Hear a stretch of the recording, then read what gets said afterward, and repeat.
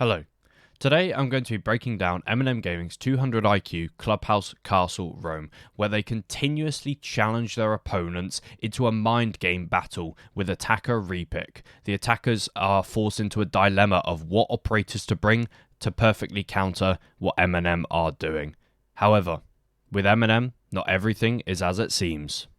To understand why their Castle Roam is so well thought through and clever, we have to first start off with their other basement defense strat, which they always start off with, and we'll use the game between M&M and M80 from the Copenhagen Major Phase 2, which probably was one of the best games of the entire tournament. M&M's first basement strat consists of Users on Smoke, Solotov on Wamai, Nello on Mute, Tyrant on Warden, and Nath on Cade. They set up a roam. Nello sets his mute jammers up all around the top floor, making top floor rotates. Solotov reinforces server walls, as we can see right here. And from an attacker's perspective, this is a roam setup. We see here on Diaz's drone in Garage, he can see, well, maybe not see, but he can hear the server walls being reinforced, shotgunning go on the top floor. For M80, they're going to assume this is a roam setup, because why would M&M utilize all this utility on the top floor to not play it? This then forces the attackers, in this case M80, to make a decision with their attacker repick. A typical Clubhouse basement attacking lineup will consist of your hard breacher, secondary breacher, soft breacher, your entry with nades, and then your flex pick, who typically brings along EMP grenades. And this flex pick with EMPs are what M&M play the mind games with. Typically, for an attack onto a bunker setup, a turtle where all 5 players are on the bomb site on Church and Arsenal, the attackers will pick a Thatcher because they know that there's no roam, they don't need to clear a roam setup. And if there is a roam, attackers will typically pick a Dokkaebi with impact EMPs, because if the defenders are roaming, Dokkaebi is a great roam clear operator, and then she also has impact EMPs if there are any mute jammers on the bomb site or triple wall, or mute jammers on the roam to deny the server wall or the jacuzzi wall from being opened. Usually when you attack a roam setup, the defenders will not be playing a Cade, and the Cade is the operator that M&M use fantastically. This is going to be the focus of their whole entire strategy, is their utilization of Cade. Now, as you can see, M&M set up for a roam, and what's happened at 2 minutes 30? All 5 players on the bomb site. They have baited a roam when their entire strategy is actually a bunker setup. They've got the Wamai for catch, they've got the smoke, they've got the Warden for any Ying smoke plants, they've got the Cade as well. And look at the time denial that M&M are gaining out of these mute jammers on the top floor. M80 still do not know that it is not a roam. They have to clear and be vigilant to actually drone out the top floor, and this wastes time. Now, an important thing to note, look in the bottom right hand side of your screen. Nathan Cade still has 2 electrical ores in his pocket, and this is very important because he hasn't yet revealed to M80 that there is a Cade on the board. And if we switch to Diaz on Hibana, he's going to come to open the hatches as M80 have now cleared the map. He's going to run up to the stock hatch, no electrification on it. He's going to set his X-Kairos on it, and boom, Nathan Cade tricks. So now Diaz calls Iconic, who is using the EMPs on Dokkaebi, over to come and clear the electrical ore. And look what happens. As we all know, the EMP impact grenades have a very small radius. They are not a reliable solution to clear an electrical ore off of a hatch. You have to know which corner of the hatch the electrical ore is on. Otherwise, it's a guessing game. And unfortunately, Iconic has guessed wrong, thrown the EMP too far away from the electrical ore, and Blue Hatch will now stay closed. Then luckily for M80, Iconic actually hits the kitchen hatch electrical ore with his EMP, and at least M80 have the kitchen hatch and Moto hatch open, so not all is lost. And just another small detail in M&M's setup to note for later on, they have the left side of the triple wall soft with feet holes. They only reinforce the right hand 2 panels for this specific strat.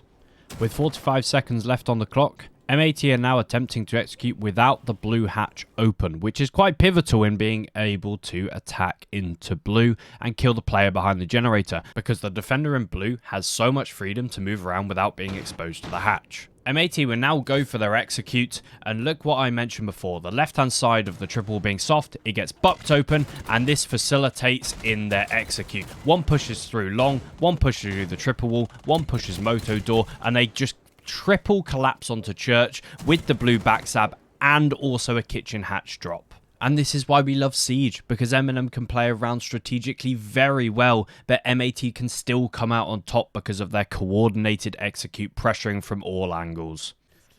And this is where we come to the game where they played their 200 IQ Castle Roam strat. And it's in their game in Phase 1 against Sandbox Gaming.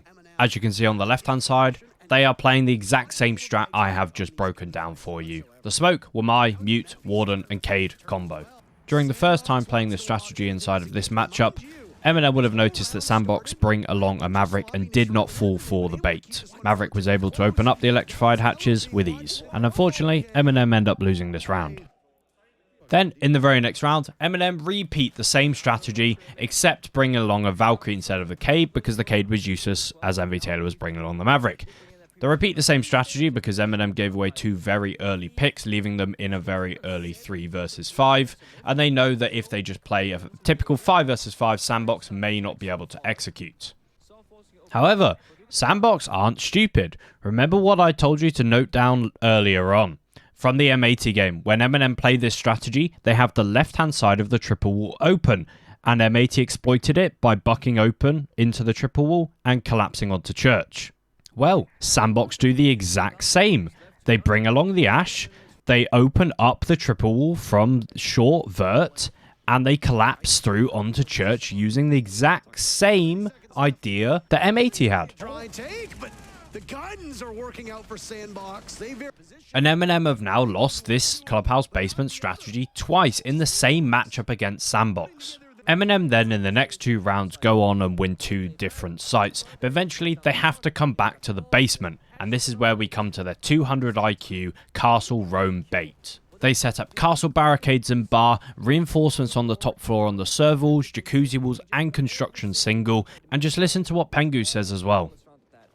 The thing is, both of those rounds, MNM, they opted for a very passive turtle strat in basement, where you basically just bunker up and hope for the best. Now, they're getting active on the map. They got the castle barricades, they got the... that's pretty much all they have, actually. They have castle barricades. The rest kind of speaks to bombsite. They will mice, the kite claws, etc. But they will have a soft roam presence. He notices, hey, MNM have 4 site utility operators and 1 roaming operator, so it's kind of like a soft roam. But to Sandbox and their drones, it looks like a hard roam, and it works in the theory of the game as well. MNM have lost 2 bunker strategies, surely they're going to roam this time. And what does Sandbox do? They do not bring a Thatcher, and they do not bring a Maverick. And 2 minutes 20 on the clock, you can see in the top left, Solotov falling down from top main stairs and joining Tyrant on middle main. And Sandbox don't know this, but MNM are actually playing a bunker strategy. All this utility on the top floor, purely to bait Sandbox into not bringing a Thatcher and not bringing a Maverick, so their Cade on users is not going to be countered. Hatches are going to remain closed, and even if Sandbox want to rotate for a triple wall take, Tyrant still has a bandit battery in pocket to bandit trick the triple wall. It's brilliantly played mind games from MNM. And now we fast forward to Sandbox trying to open up the kitchen hatch, and below is user song Cade, Electroclaw tricking the kitchen hatch. Gets 1 set of X-Kairos. Sandbox now wasting so much time to try and open the kitchen hatch. They're going to try and open it again. Users will throw on another Electroclaw. No impact EMPs. Nothing for Sandbox to try and clear this Electroclaw. Pick up the C4, toss down another claw. I think this one's good as well. Yep. It is. Oh, the time. It might not be sexy and it might not be flashy like people want to see, but sometimes you can win around with utility, and users might have just done that. 30 seconds left for Sandbox. They're only just opening the moto hatch. And if you see in the top left-hand corner with the observer POV, he shows that the blue hatch is also electrified. Sandbox cannot remove the electric claw, so now they have to push the basement of Clubhouse with no kitchen hatch open, no blue hatch open, just moto hatch open. And this is because MNM have baited Sandbox into thinking they're hard roaming, so they do not bring a Thatcher into their lineup. The bait castle roam has worked for its intended purpose.